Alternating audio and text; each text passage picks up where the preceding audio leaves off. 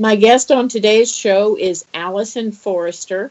She's the owner of the Massachusetts-based interior design business called Counterpane Interiors.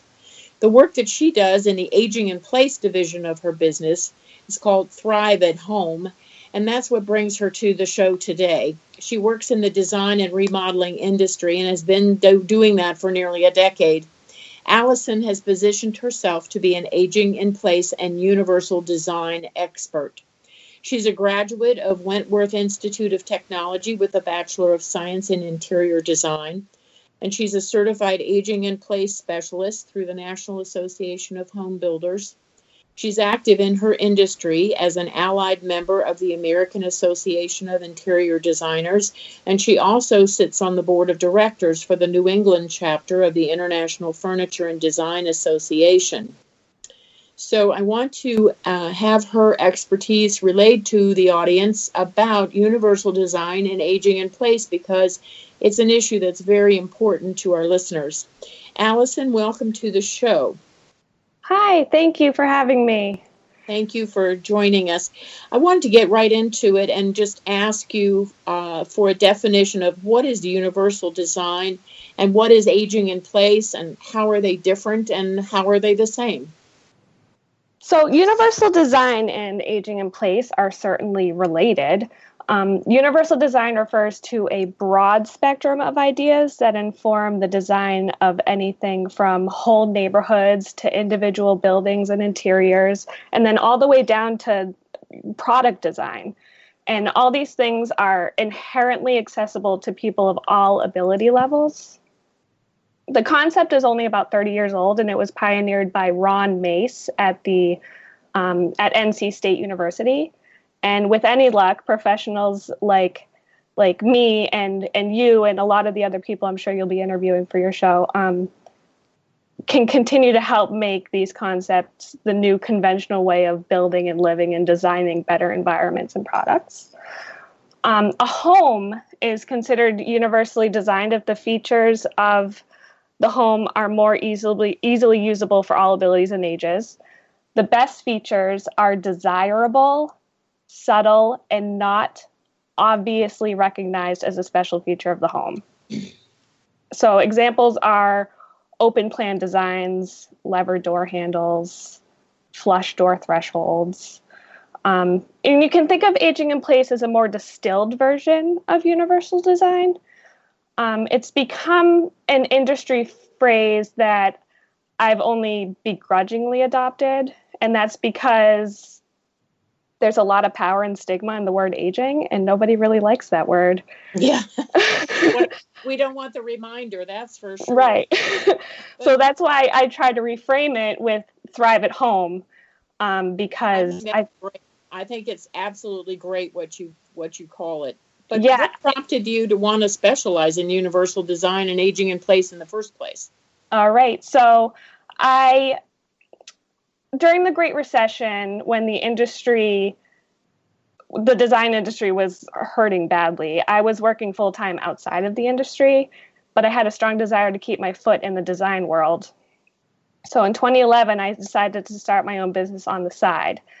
And I provided general design and decor service for anyone and everyone that would have me. But I knew I wasn't living my purpose. And I was searching it out. And then before long, I was approached by someone I had known since childhood who was very intrigued by my portfolio. And she and her husband had just bought a new house, and she needed help to make it accessible for her wheelchair. And this was finally something very different for me. And they didn't have the funds to remodel their entire home at once, but we did work together to create a master plan for their house that can be executed over time. Oh, that's good. Yeah, that's a really good approach for a lot of people. We accounted for changes such as removal of thresholds, installing continuous wood flooring throughout, as well as a few layout changes. We carved out a new laundry space, master bathroom that would be accessible, and created a plan for a total kitchen remodel. So putting this plan together for this young family, they actually have a 3-year-old daughter. I was realizing that this was the kind of impactful work that I was looking for.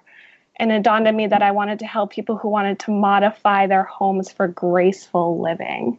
Oh, that's great. I like that term. Yeah, whether that means aging in place or accommodating for a specific disability or diagnosis or prognosis. So that's when I decided to take the CAPS course. Oh, I've been there. I got my CAPS designation. It is a rigorous course. It is. It's a lot of hours in training. So now I help people preserve their lifestyle so that they can thrive at home in a space that's uniquely theirs. So it sounds like these people that you worked with, obviously with a 3-year-old, they were not aging or elderly. So what kinds of people should be considering the age in place lifestyle? Oh, of course. You don't need to be a certain age or have a set of limitations to have a desire to thrive at home. I think we all have that desire. Yeah. Some people who might want to consider a custom lifestyle solution are empty nesters who are eager to begin a new chapter in their lives, people who are nearing retirement or are newly retired, adult children who are helping to keep their parents safe and independent in their homes, heads of multi-generational homes are good candidates. They have a household full of people with a range of needs and ages. And some people who struggle with daily tasks of living might want to consider something like this.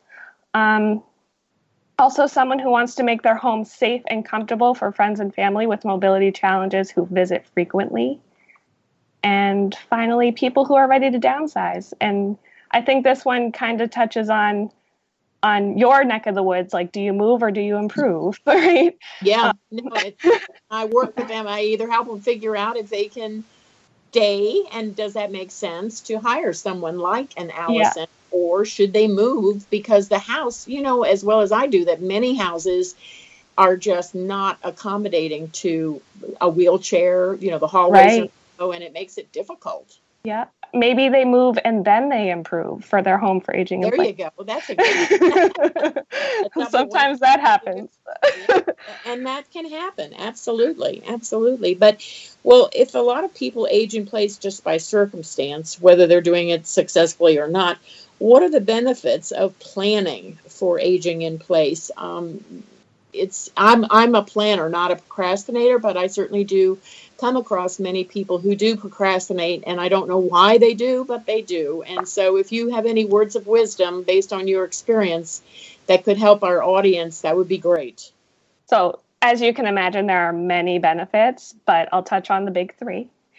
Number 1 is an improved quality of life, because when you effectively plan to modify your home for aging in place, you're making a space that's tailored to your lifestyle, and you're working with a designer or builder who is going to help make a beautiful, functional, and safe space that will help you stay independent for as long as possible.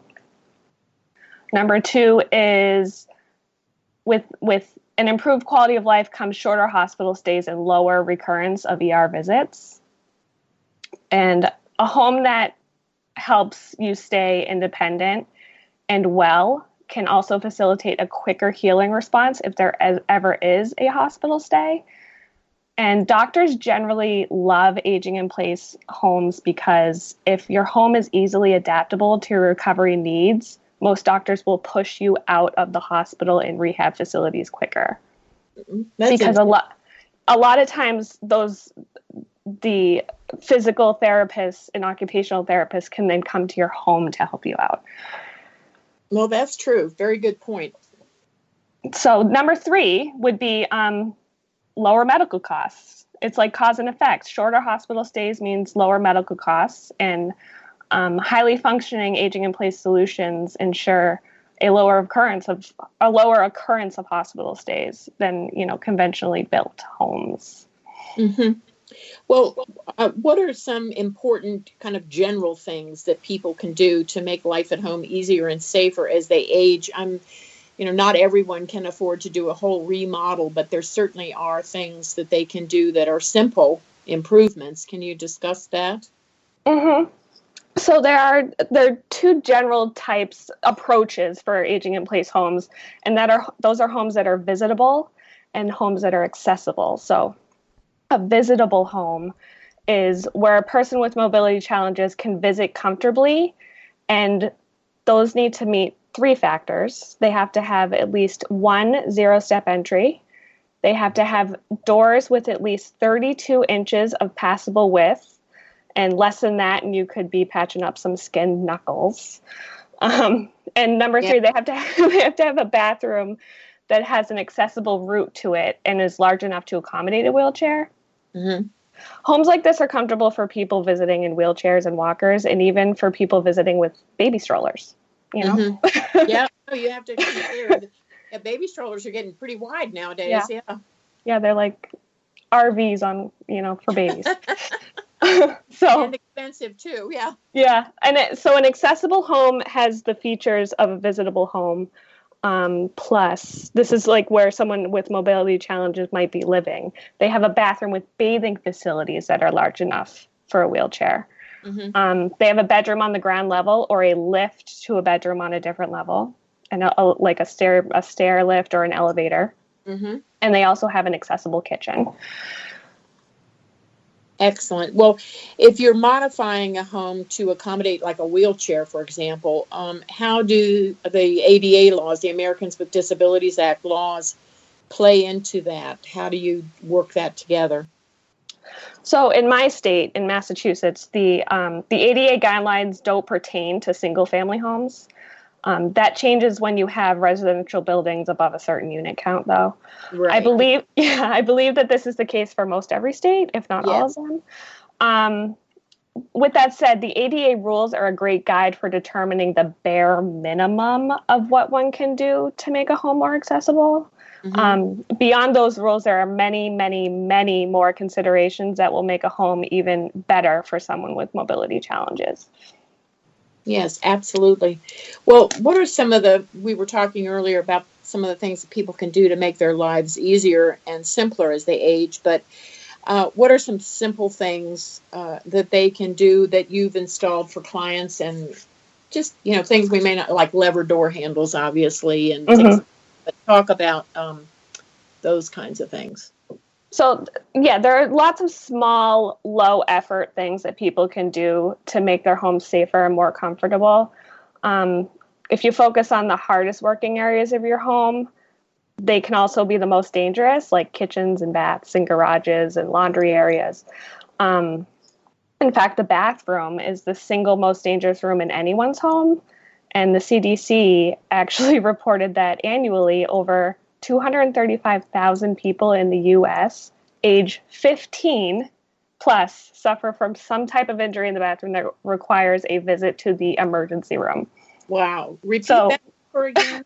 That's mind-boggling. Yeah, they say over 235,000 people annually in the U.S. 15 plus in age. So teenagers plus. Mm-hmm. Suffer from some type of injury in the bathroom that requires a visit to the emergency room. Wow.